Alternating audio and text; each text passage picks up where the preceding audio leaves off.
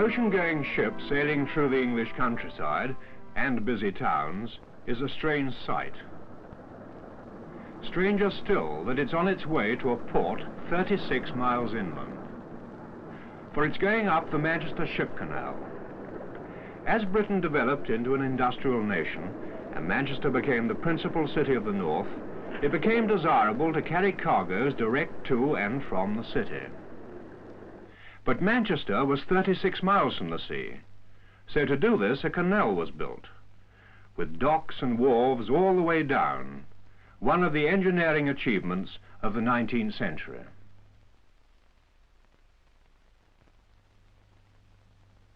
Today, great ships from all parts of the world come in from the sea to go up the Manchester Canal. Here's a grain ship from Greece, coming in at sea level.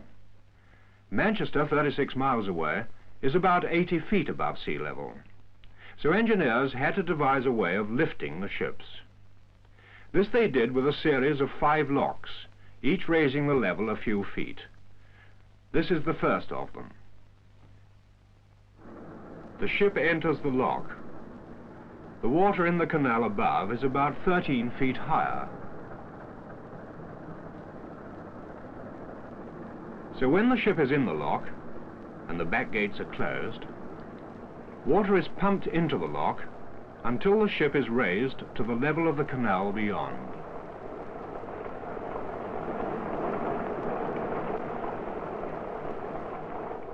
A special pilot takes over from the captain. These men are expert navigators and are responsible to the captain and to the canal company for safe navigation along the canal.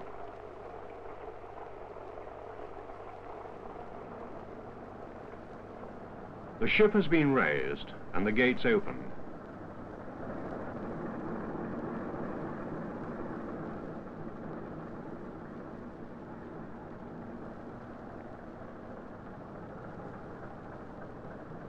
Tugs fore and aft make fast. Aided by the ship's own engines, they will conduct the ship through the canal.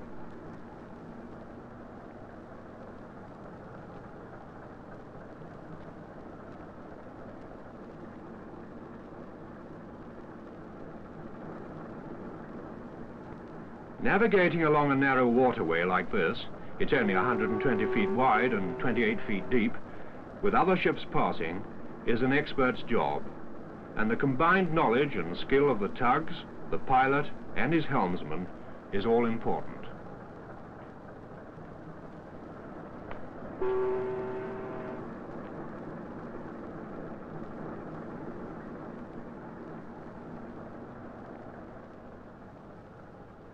Not all the docks are in Manchester itself.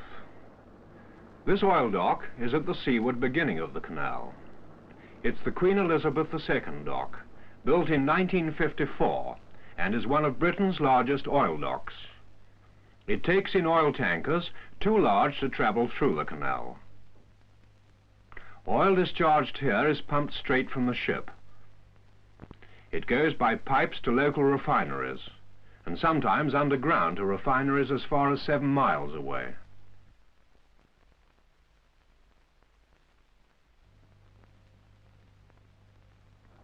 To begin with, the canal runs along the sea inlet. That long wall divides the water so that once having come through the first lock, ships can travel irrespective of outside tides and unload or take on their cargoes in the canal.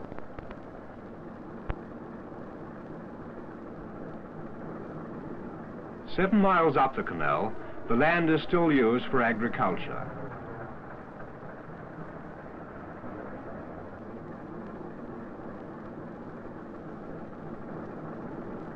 Often it seems that the great ships are passing across the fields. The town of Runcorn has a modern bridge, designed on similar lines to Australia's Sydney Harbour Bridge. It has the longest span in Europe and carries road traffic over the canal.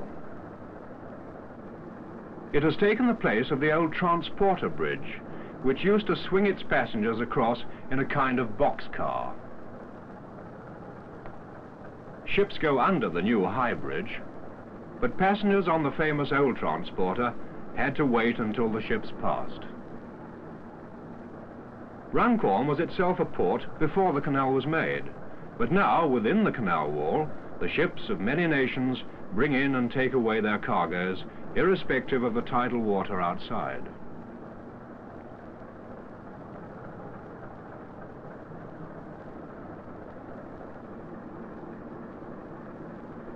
Halfway up the canal now, going through another lock to be raised a further 15 feet on the journey to Manchester.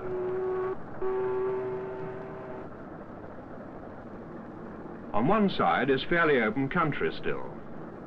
On the other side are factories and loading bays as we get into Manchester's industrial suburbs.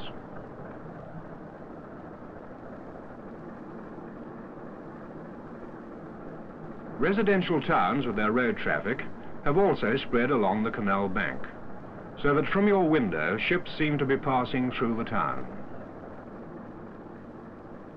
The problems of carrying traffic over a canal which tall ships use has been solved by engineers today by vast new bridges like this one.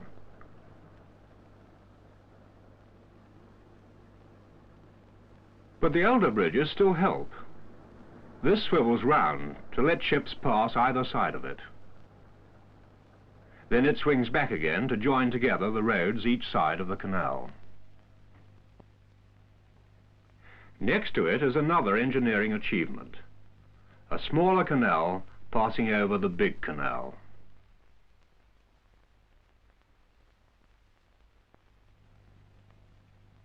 When the small canal must open to let the big ships through, gates at each end seal the water within its trough so that it's free to swing away. The big ship starts to come through.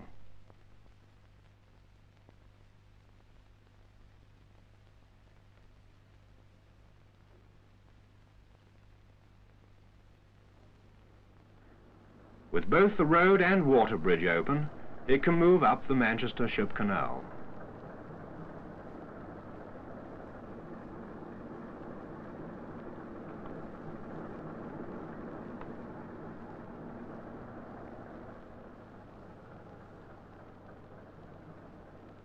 The water bridge then swings back into position.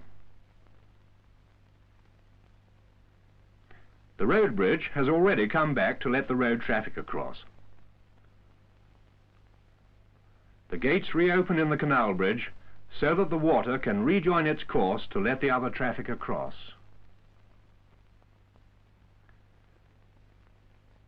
We're nearly into Manchester now and going through one of the last locks. Another ship in an adjacent lock is being lowered on its outward journey. Because of the canal, Manchester has expanded. Nowadays, a great industrial estate called Trafford Park stands on the canal banks. There are 200 factories here and 80,000 people employed. To and from these wharves and warehouses come and go oil and petroleum products, grain and chemicals, timber and wool textiles, flour and motor vehicles.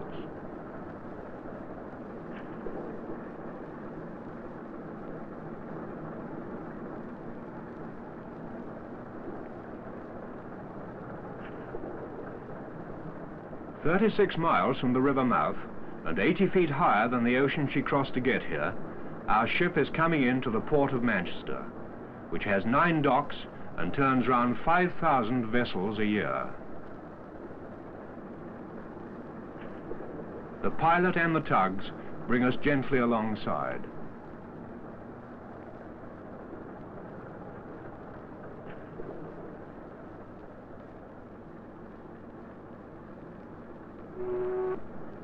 The pilot takes his leave of the captain as the tugs untie.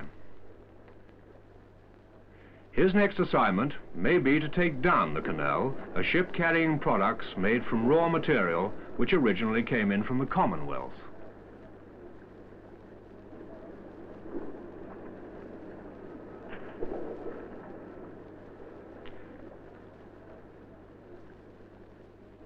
And the small, powerful tugboats, like sheepdogs, set off on their next mission, part of a century of engineering achievement which enables great ships to come into small waters.